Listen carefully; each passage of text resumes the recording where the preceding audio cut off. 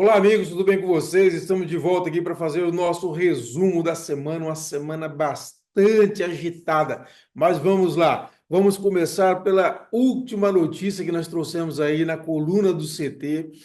São uma entrevista que fiz com o Dr. Marlon Reis, jurista, advogado do PSB.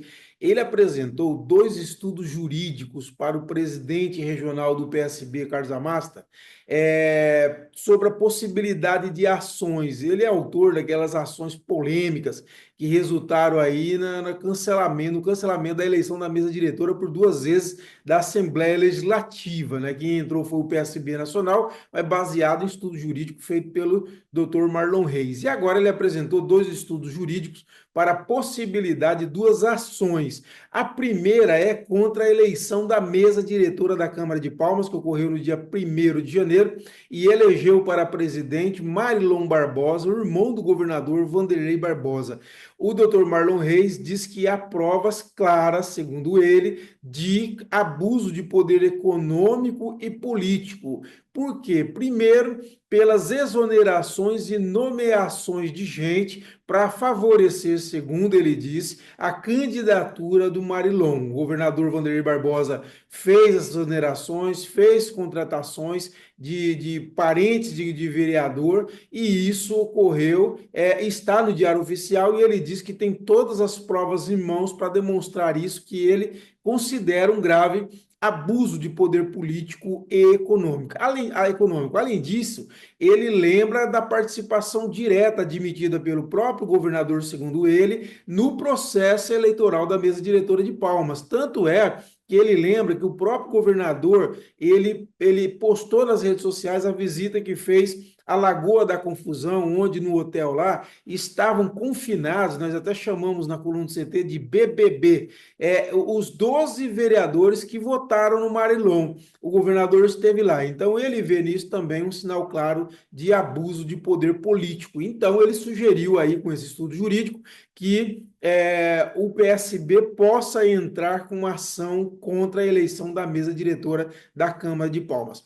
A outra ação é contra a chamada PEC do Laurês. O que é isso? É uma proposta de emenda constitucional apresentada pelo governador Vanderlei Barbosa para que ele não tenha obrigação de passar o comando do Tocantins ao vice durante até 15 dias de viagem que ele fizesse em território nacional, ou seja, internacional. Como agora, segunda-feira, terça-feira, ele está indo para a Suíça e vai ficar até o dia 31 lá, então não precisa passar o cargo para o vice-governador Laurês Moreira. Então ficou chamado de PEC do Laurês. Por quê? Porque ele fez essa PEC porque ele está rompido com o vice Laurês Moreira. Então, para não ter que passar o cargo para o vice, ele então agora fica desimpedido. Foi aprovado no final, em dezembro, pela Câmara, pela Assembleia Legislativa. Por essa PEC, ele não é mais obrigado a passar o cargo para o vice-governador Laurês Moreira.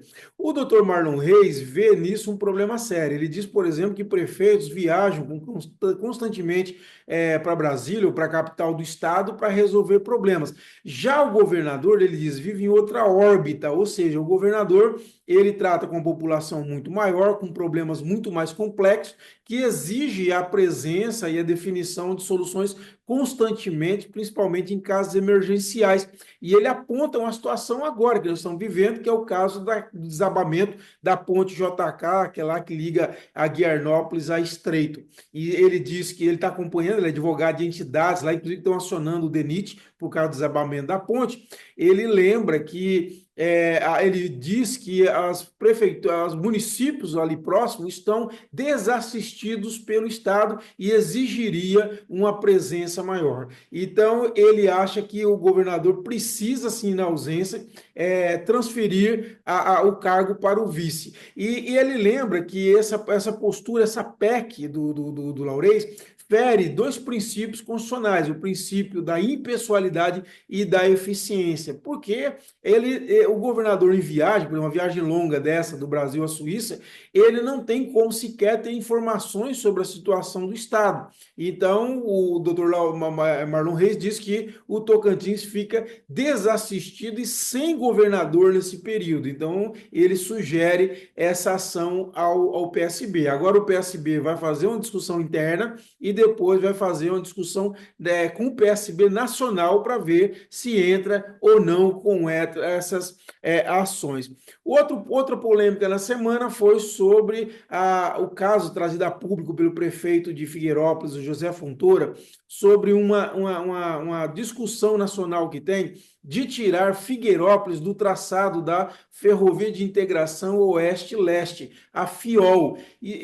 A ideia é integrar essa ferrovia que vem da Bahia com a Ferrovia Norte-Sul lá em Figueirópolis. E agora tenho aí uma disputa para tirar Figueirópolis do caminho. O Goiás quer levar para Mara Rosa, para FICO, né, que é a Ferrovia de Integração Centro-Oeste, e fazer essa integração lá. E aí o prefeito veio num vídeo, disse que é um prejuízo muito grande para o Tocantins e cobrando uma mobilização estadual aí de bancada federal, do governo do estado.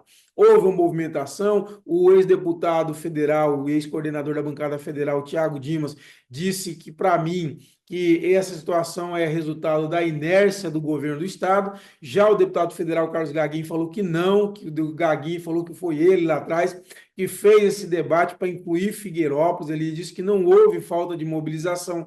Na verdade, é um movimento nacional que não tem nada a ver com o governo do estado. O senador Eduardo Gomes, deputado federal Toinho Andrade, também a senadora Dorinha Seabra Rezende, que é coordenadora da bancada federal hoje, já se manifestaram que vão sair e fazer uma mobilização das lideranças para poder garantir que Figueirópolis fique nesse traçado que é importante para o desenvolvimento regional. Você vê onde tem os pátios multimodais, por exemplo, da Ferrovia Norte-Sul, estão se desenvolvendo bastante, aqui em Luzimantes, em Colinas, por exemplo. Então, é muito importante esse projeto e Tocantins não pode ficar fora dele, e aí precisa dessa mobilização não só do Tocantins, como eu conversei com um empresário ontem, até escrevi na coluna do CT, mas também dos estados vizinhos, Maranhão, Pará, Piauí, que também tem interesse de que o Tocantins tenha essa multimodal aí da FIOL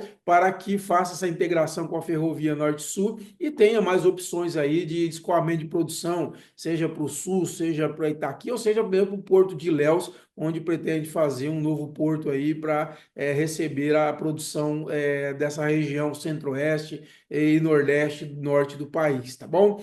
Outro ponto para a gente encerrar, esse foi muito polêmico, está muita polêmica ainda, que é a nomeação do doutor Bruno Azevedo para secretário estadual da Segurança Pública. Acontece que os policiais civis, peritos e outras categorias que não delegados não queriam um delegado de secretário estadual da segurança. Chegaram a enviar um ofício para o governador fazendo essa solicitação que não fosse um delegado. E aí, não só é um delegado, como é o presidente do Sindicato dos Delegados Tocantins, o Sindepol, o doutor Bruno Azevedo, que foi nomeado no Diário Oficial da noite dessa quinta-feira, e os policiais civis e as categorias afins prometem uma mobilização, deve ter uma assembleia já nessa sexta-feira, e falam até na possibilidade de paralisação por conta disso. De toda forma, o governador Vanderlei Barbosa ignorou essa solicitação dos outros sindicatos